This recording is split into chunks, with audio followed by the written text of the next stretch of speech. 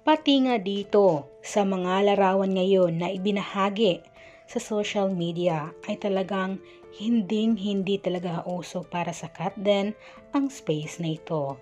Kaya marami ang kinilig ng bonggang-bongga ngayon. Narito ang buong detalye, alamin natin ito.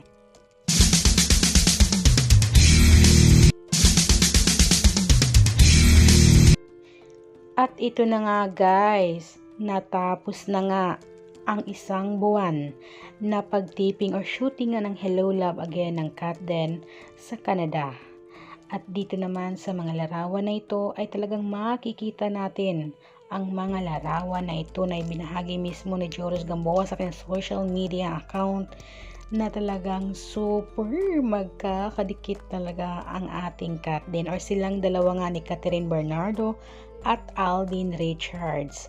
Talagang ayon nga sa ilang netizens na hindi na talaga uso sa kanilang dalawa or sa Katden nga ang space. Kita nyo naman nito guys, ayan, diba, super close na talaga, super close na talaga ng Katden sa isa't isa. Ayan, hindi na talaga uso ang space guys, kaya sobrang kinilig ang mga Katden fans ngayon kasi guys, naalala nyo ba sa Hello Love Goodbye before, alam naman natin na taken or may jowa nga si Kat, si Daniel, kaya hindi talaga yung galawan nila noon at sa ngayon ay super magkakaiba. Sa ngayon na single, si Kat at si Alden ay talagang nakakatuwa dahil kita nyo naman yung closeness at super sweet talaga nila sa isa't isa, diba?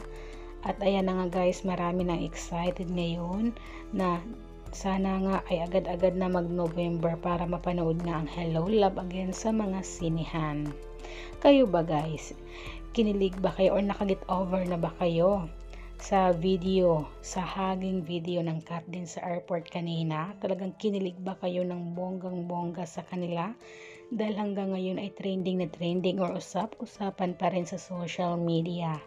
Talagang marami ang kinilig ng bonggang-bongga. Alam natin na hindi lang basta-basta magka-work ang Katden ngayon dahil sa mga galawan nga nila ay parang merong namumuong mas lume-level up na sa friendship nila. Kaya marami talaga ang excited na kung soon ba ay i-reveal nila kung ano man ang estado ng kanilang relation.